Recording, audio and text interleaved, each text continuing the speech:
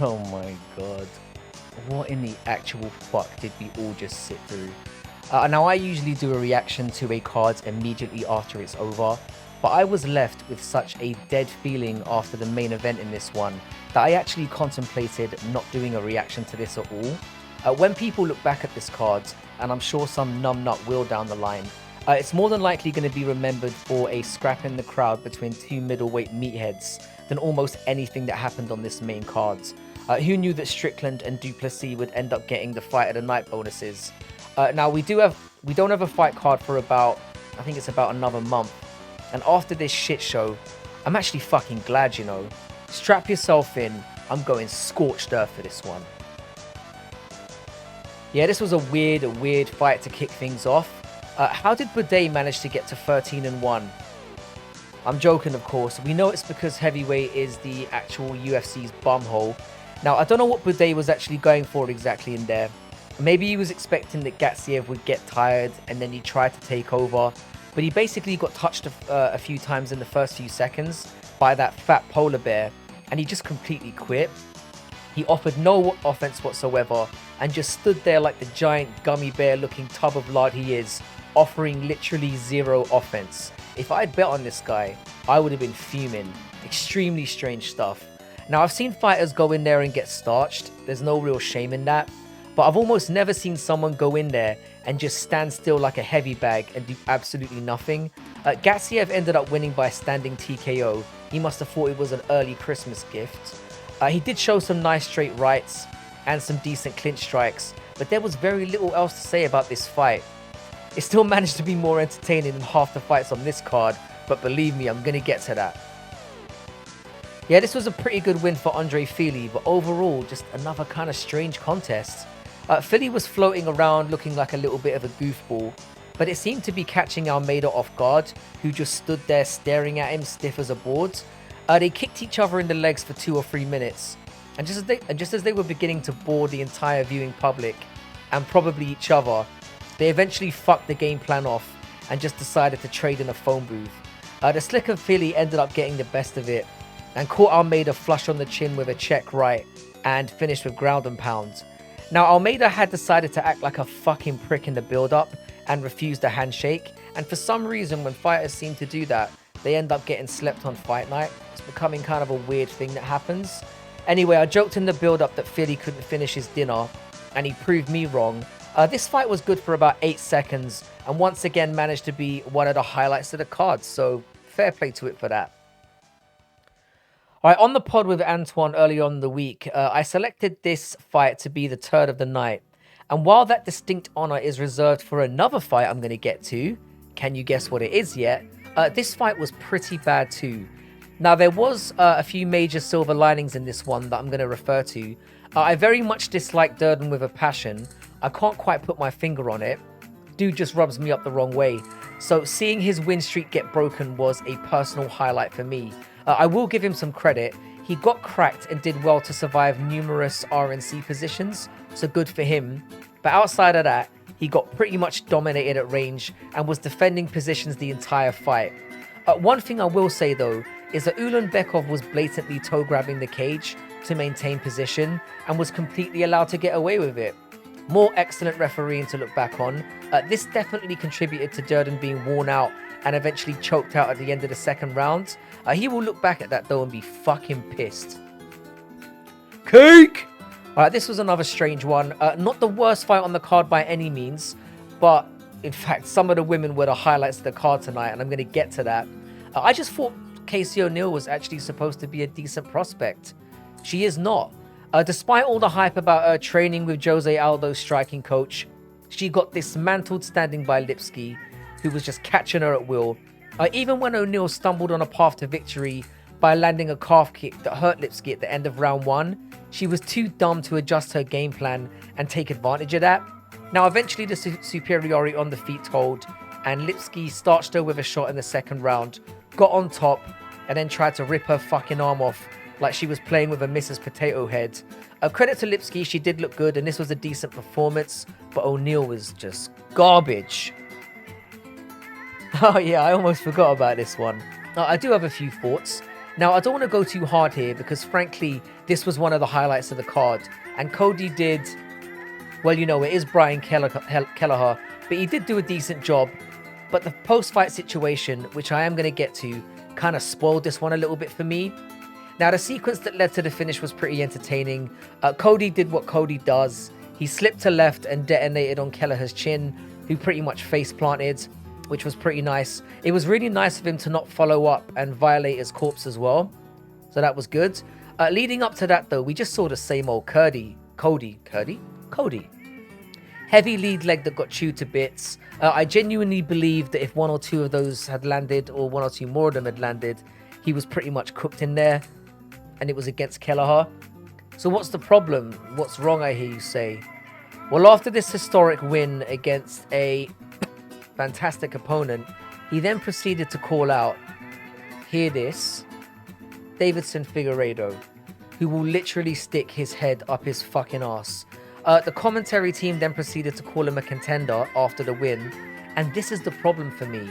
This was not a suck me off worthy performance. It was a layup on a guy coming off a losing streak and surgery. Anyone good is still going to kill him. But you know what? Fuck it. Let's just do it anyway.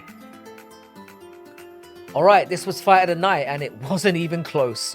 Rogan tried to ruin it by saying it could be fight of the year. Yeah, let's not go too overboard. But this was certainly a shining light in what was turning out to be one of the most overhyped cards that didn't deliver of all time. Now, there were a few things that made this fight absolutely fantastic. Firstly, it had none of the hallmarks we usually get in women's fights. What does that mean? Well, there was no clinching, there was no grappling, there was decent striking technique shown, and both women essentially beat the shit out of each other for 15 minutes non-stop. Kind of think of this as a discount version of Weili and Joanna a few years back. They both looked like they walked out of a train wreck at the end of this. Now, the fight was won and lost in a few key areas. I genuinely believe if Rosa had targeted the calf instead of the thigh, where she broke the record for targeted strikes, she would have probably won this fight. But ultimately, after starting well, Aldana started landing more punishing blows. And while they both went back and forth, it was Irene that was able to do that little bit more with impactful head and body shots that edged the final 2 rounds for her. This was an absolute war and honestly worth watching back. Both women deserve massive credit for this performance. Yeah, Dustin Jacoby might be the most retarded, moronic cretin on the roster. Now again, this wasn't the worst fight in the world, but it was just so frustrating to watch someone who was clearly skilled and talented shit the bed because they are too brain dead to carry out a simple game plan. Genuinely, Jacoby could have won this fight at a canter by popping out his left jab all night long. Menefield is such a one-dimensional plodder and literally had no answer for this approach. For some reason though, rather than stick to what was working and pop in that jab, Jacoby was almost getting bored of winning and kept trying to step in and throw overhand rights, which got him caught and dropped in 2 rounds, the second and third, that he was clearly winning at the time. I'm honestly speechless at the level of retardation shown here. All he had to do was avoid Menefield's power side, but he kept willingly walking into it. Baffling. Now, fortunately, I didn't bet on this idiot, or I really would be raging now. But this is another example of what not sticking to a game plan and partially admiring your own work can get you. Menefield is levels below Jacoby, who had no business winning this fight, but he did, so, you know, that happened. I don't want to suck myself off too hard here. I wish I could, but try to tell you. I said this would be a viral KO, and well, before I get into this, I want to give a big thank you to one of my favorite and active subscribers, Michael, also known as Deshaun's12s on Twitter, for taking me to the promised land on this one. You are a fucking G, sir. Yeah, I almost picked Bryce. Now, this fight did start quite tentatively. Both men were taking their time to find the range and work things out.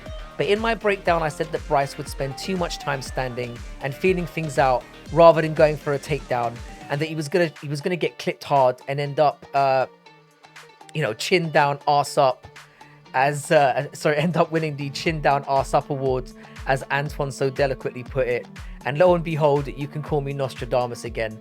It was picture perfect. As Bryce stepped forward, he walked straight into a right that beautifully connected in the opposite direction.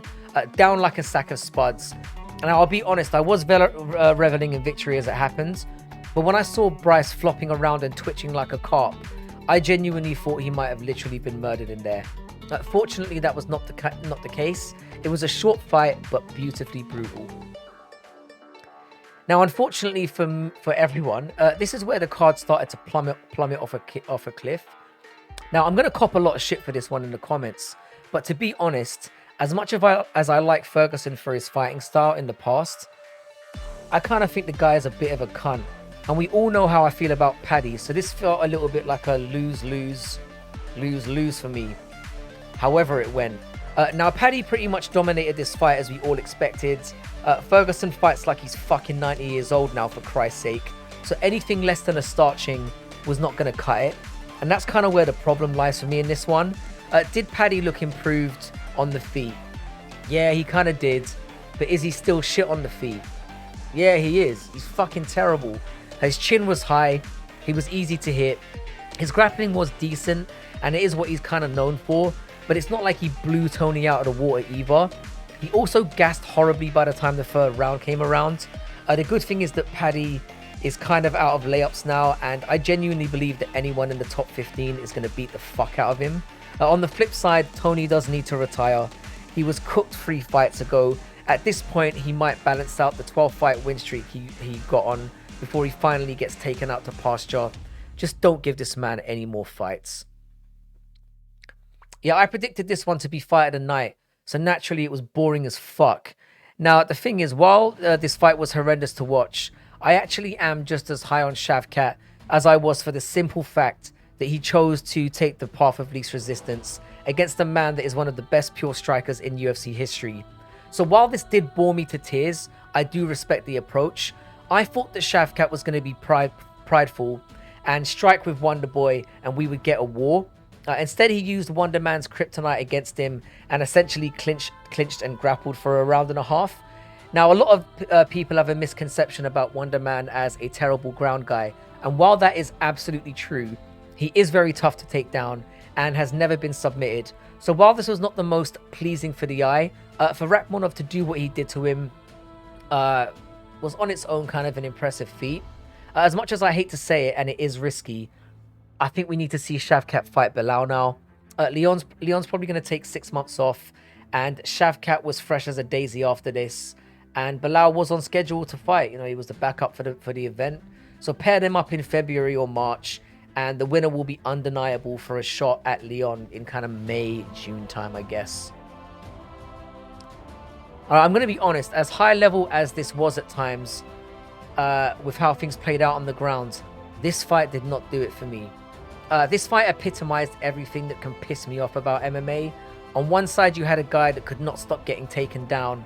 And on the other side, you had a guy that, while transitioning really well and doing some slick stuff on the ground and holding position expertly, he didn't really do much damage when in control down there. But both these men are excellent fighters in their own right, and I'm a big fan of fights on the ground generally, but this was just painful to watch. Now, I'm probably going to get branded a casual for that, and I don't care. Now, I was pretty much bored throughout this entire contest.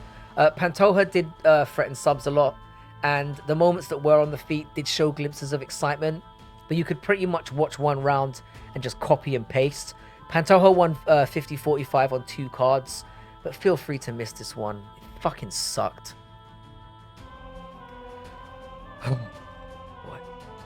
On to the main event. Where do I even start with this? Now, when I think about everything from the build-up to how undeserved this shot was in the first place, and all the shit slung in the presser, and the potential and promise for what this could have been, this could singularly be the worst performance by a supposedly high-level contender in championship fight history. This fight fucking sucked, and I'm laying the entire blame for that on Colby Covington. The first 3 rounds pretty much took place at kickboxing range, so naturally Leon just whacked away at his leg and landed once or twice around to the head. He did land a beautiful head kick around the neck as Colby got stuffed in a takedown, but that was about it. Colby's entries were trash when he did go for them, and he was easily stuffed at times and even out-wrestled, if you can imagine that. I can't describe how embarrassing that must have been for him. He looked like he shit his pants in there. He applied none of the pressure he's known for. He looked slow and sluggish. He did manage to get a little bit of top control time in the 5th round, but by then the fight was already long over. Now, usually I sweat at the end of closing a parlay, and I had Leon in both of them. I had Leon to win in one parlay and for it to go over 3.5 in another. I knew I was getting paid 60 seconds into this turd. It was so bad. It spoiled the entire card, and it feels a little bit unfair because the card overall was not that bad, especially the prelims. All right, so this was the roundup of how we did. I went 8-4. Yeah, not a terrible way to end the card or end the year overall. So it ended up taking me to a record overall of 325, 148 for the year, which, believe me, you are not going to find anywhere else.